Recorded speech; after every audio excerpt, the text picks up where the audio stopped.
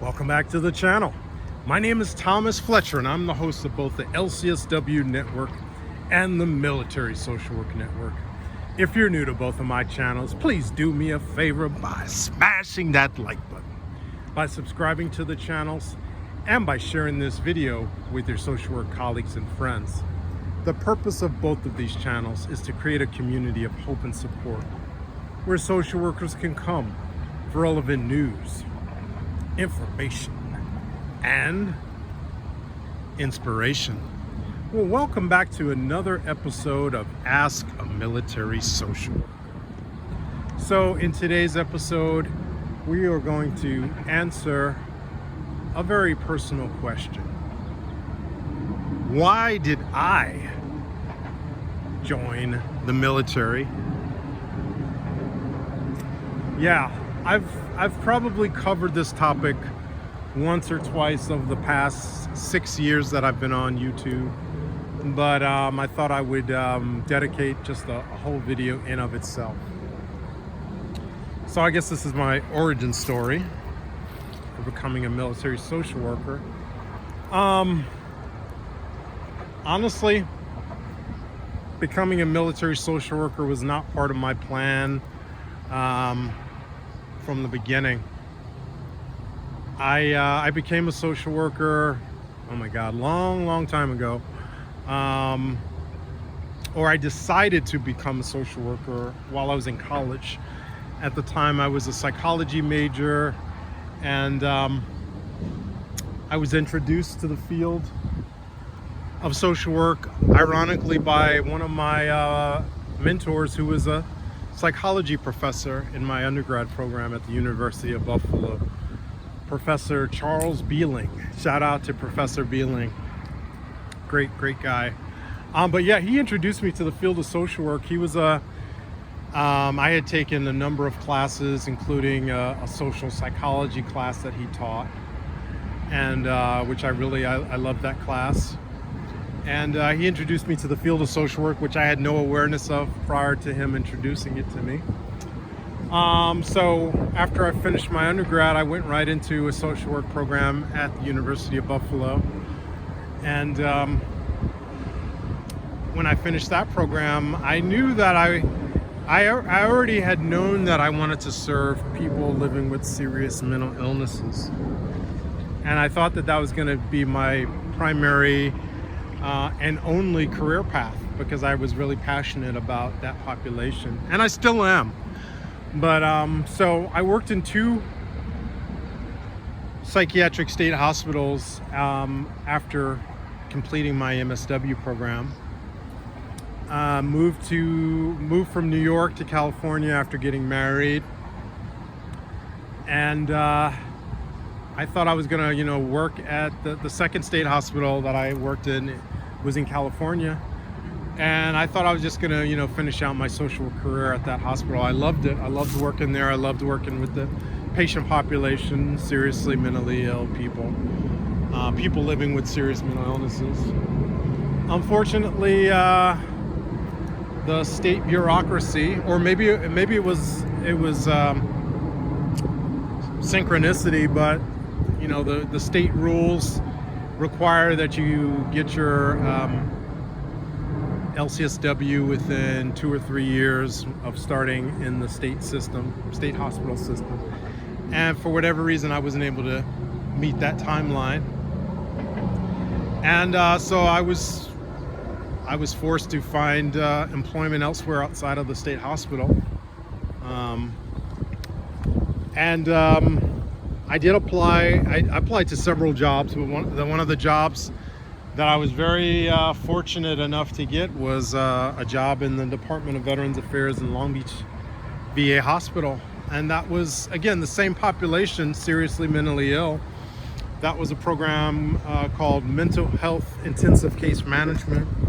That was my first job in the VA, still one of my favorite jobs in the VA, because I got to work with veterans living with serious mental illness. So I had the experience. By that point, I had over 4 or 5 years of experience working with people living with serious mental illness. I had worked in 2 state hospitals at that point. and I knew how to do my job working with that population. So I was able to get that first job in the Department of Veterans Affairs, and again, I love that job, mental health intensive case management. So I had a caseload up to 15 veterans, and it was these veterans. These were primarily Vietnam, in some cases Korean War veterans, and I got to listen to their stories. And during that, I worked in that position for about 3 to 4 years, and working with those veterans. And I also had a supervisor who was actually he was a nurse, and he had already been working serving as a nurse in the California Army National Guard for, at that point when I met him, he had already probably been serving for 15-20 years, both in the VA as well as in the Guard. And we often didn't see eye to eye on clinical things and political things, but I think he did make an impact on me, little did I know. So, and actually, here's something that I've never really talked about in these videos. I had actually wanted to join the Army when I was 17, before I graduated high school.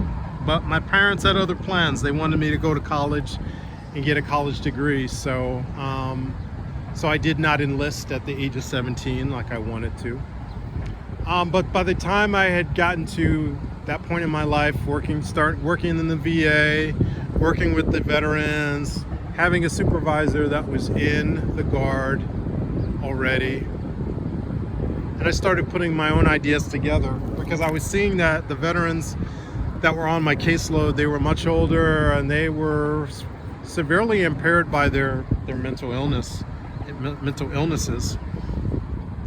And so I was starting to come together thinking like, wow, what if I, as a social worker, could outreach younger soldiers, younger service members, and educate them about all the services that they are eligible to receive in the Department of Veterans Affairs, and maybe accelerate their engagement in primary care in the VA, accelerate their engagement in mental health care in the VA, so that they start accessing these services instead of in their 50s and 60s and 70s.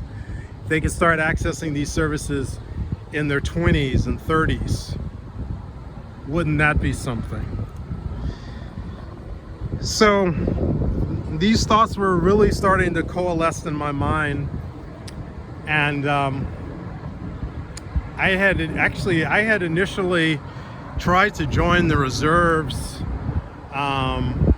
early in my VA career, but I found out that the LMSW that I had received from the state of New York would not qualify me to serve as a social worker in the reserve component, in either the Army Reserves or later in the National Guard, Army National Guard.